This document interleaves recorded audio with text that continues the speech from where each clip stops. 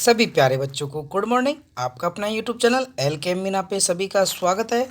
तो प्यारे बच्चों, आज की वर्कशीट हमारी शिक्षा निदेशालय की तरफ से दी जाने वाली वर्कशीट नंबर 72, ठीक है। और ये कक्षा 9th की वर्कशीट है और विषय हमारा हिंदी। और ये पुनरावृत्ति है। पिछली वर्कशीट में भी हम गद्यांशों की चर्चा करें तो इसमें भी हम अलग गद्यांश की चर्चा करेंगे। यहाँ पे नेम ऑफ स्टूडेंट लिखें, यहाँ पे नेम ऑफ क्लास टीचर लिखेंगे, ठीक है बेटा। और आज की तारीख हमारी 28/12/2020। तो प्यारे बच्चों, आज की वर्कशीट शुरू करने से पहले अगर आप मेरे यूट्यूब चैनल पर नए हो तो सबसे पहले यूट्यूब चैनल को सब्सक्राइब करें और बेल आइकन को भी ज़रूर दबाएं प्लीज। तो शुरू करते हैं इस वर्कशीट। गद्यांश को पढ़कर प्रश्नों के उत्तर देना है। तो भाई हमें जो ये गद्यांश है इसके पढ़ के हमें प्रश्नों के उत्तर देने हैं कि उन जैसा वर्ड वाचर शायद ही कोई हुआ होगा। अब बर्ड वाचर का मतलब होता है पक्षी प्रेमी। बर्ड मतलब पक्षी और वाचर मतलब प्रेमी। भाई उनके जैसा, किन के जैसा? तो यहाँ पे जैसे किसकी बात की जा रही है? यहाँ पे सालिम अली की बात की जा रही है कि उनके जैसा बर्ड वाचर पक्षी प्रेमी कोई नहीं हुआ होगा।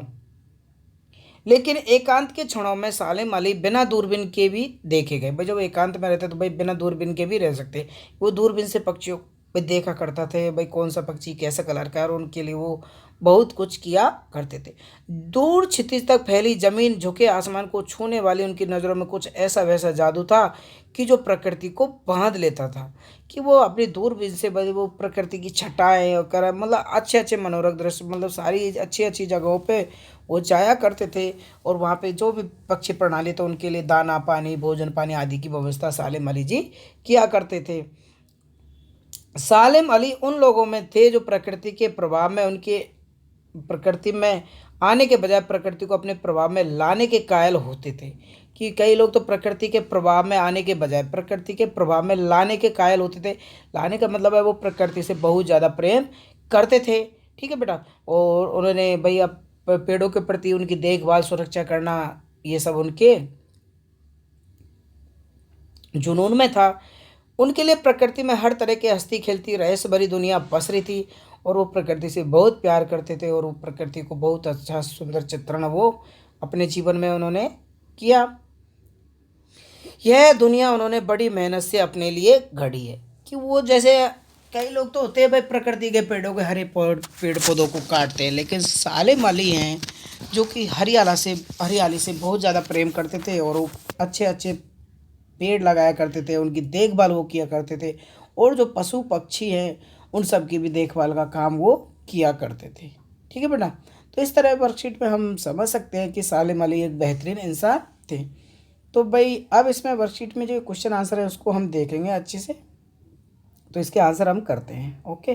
पहले आप खुद भी भाई प्रकृति को क्या बांध लेता था, तो आपने देखा कि इसमें प्रकृति को क्या बांध लेता था, तो आपने देखा वो प्रकृति को एकदम सुंदर चित्रण अपने दूरबीन से और अपनी आंखों से उसको भाई जो सुंदर जो चित्र होता है प्रकृति का तो वो उसे बांध लेता था। तो इसके देख लेते हैं हम क्वेश्चन आंसर, सभी क्वेश्चन आंसर को लिखित में। जब सालिम अली, पहला क्वेश्चन था कि सालिम अली जब प्रकृति को निहारते तो ऐसा लगता था जैसे उन्होंने प्रकृति को बांध लिया हो। कि उनकी जो दूरबीन की नज़रें और खुद की नज़रें थे ऐसी थी, वो प्रकृति को ऐसे लगातार टकटकी लगा के देखते थे। ऐसा लगता था उन्हें प्रकृति को क्या कर लिया बेटा, बांध दिया था। वर्ड वाचर से आपका क्या अर्थ है? तो वर्ड वाचर से आपको मैंने बताया था, वर्ड वाचर का मतलब है यहाँ सालिम अली को वर्ड वाचर कहा गया। उनका पक्षी प्रेम, सालिम अली को पक्षियों से विशेष लगाव था। तीसरा क्वेश्चन है उन्होंने प्रकृति की दुनिया को कैसे गढ़ा। तो यहाँ पे हम पढ़ेंगे भाई प्रकृति की दुनिया को उन्होंने कैसे गढ़ा।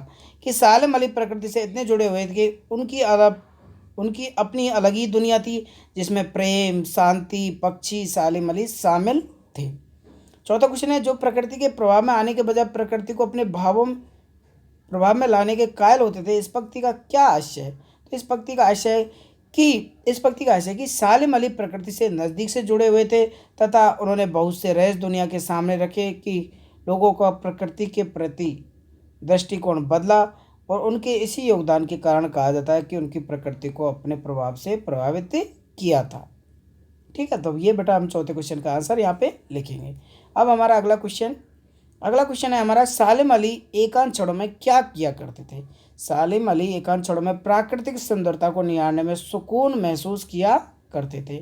ठीक है बेटा, वो अच्छा सा सुकून भरा वो सारा किया करते थे। ठीक है बेटा, तो इस तरह आप इसके पांचों क्वेश्चनों के आंसरों को करेंगे कॉपी में और अपने टीचर से चेक करवाएंगे। और बेटा इस क्वेश्चनों को याद भी करें, आपकी परीक्षा की दृष्टि से महत्वपूर्ण हो सकते हैं। Thank you, bye bye, take care. Video को लाइक, चैनल को सब्सक्राइब जरूर करें। धन्यवाद।